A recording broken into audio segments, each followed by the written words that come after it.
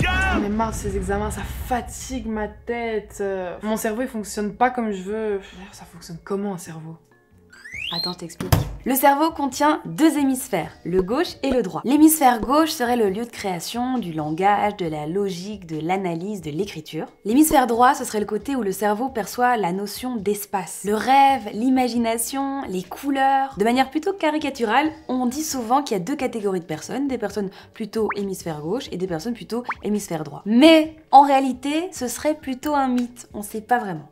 Pour l'instant, avec les cours, mon cerveau c'est une grosse patate et c'est pas un mythe. Mais non Lindy, ton cerveau c'est pas une grosse patate, il est composé de différentes zones. Le cortex préfrontal médian. Cette zone-là, elle est spécialisée dans l'enregistrement et l'apprentissage des informations sociales. En gros, c'est une base de données des traits de personnalité de tes proches. Mais elle s'active surtout quand il y a de la méfiance. Et puis sinon, il y a aussi le cortex préfrontal droit. Lui, il est impliqué dans la créativité, et pas qu'un peu. Cette région, elle participe à l'association d'idées et de formes. Et parfois, il exagère un petit peu le sens du détail. Et avec ça, je t'ai pas encore parlé du cortex préfrontal ventromédian. Lui, il est fucking sollicité pour la gestion des émotions et pour la prise de décision. Et en plus, cette zone, elle privilégie nos a priori plutôt que de les remettre en question. L'amygdale, elle déclenche tout ce qui a un lien direct avec la peur. Mais évidemment, surtout pour certaines personnes, c'est pas toujours hyper adapté à la situation. Ici, il y a le système fronto-temporal gauche. Nos convictions personnelles et nos connaissances se mélangent dans cet endroit. Et là-dedans, il y a beaucoup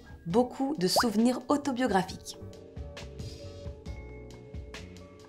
Le carrefour temporopariétal, lui, il te permet de deviner les intentions des autres. Et enfin, et pas des moindres, le cortex temporal médian, lui, il te permet de faire le pont entre les causes et les conséquences. C'est pas tout le monde qui l'a bien développé.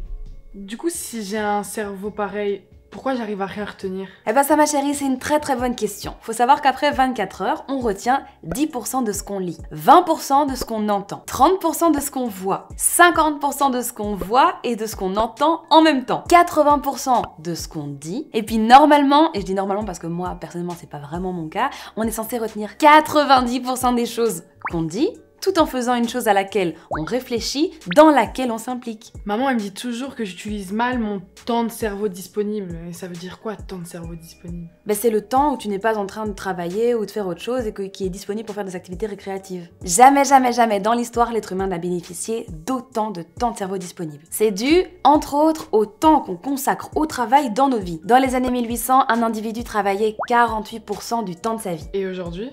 Aujourd'hui en France, le temps de travail représente 11% de la vie totale d'un individu. Ah, en fait, je comprends ma mère. Elle essaie de me faire passer un message. Genre, pendant mes temps libres, pour elle, je fais rien d'important. Je suis sur mes réseaux. Sur les réseaux, pouloulou. Les écrans, les fake news, la surinformation dévorent notre temps de cerveau disponible. Alors qu'on pourrait grave l'utiliser pour développer plus notre sens critique, par exemple. Ou bien élever l'humanité à un stade supérieur de connaissance.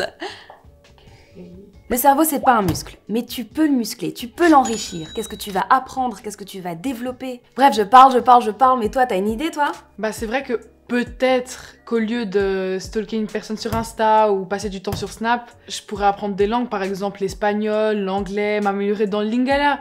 Enfin, en fait, ouais.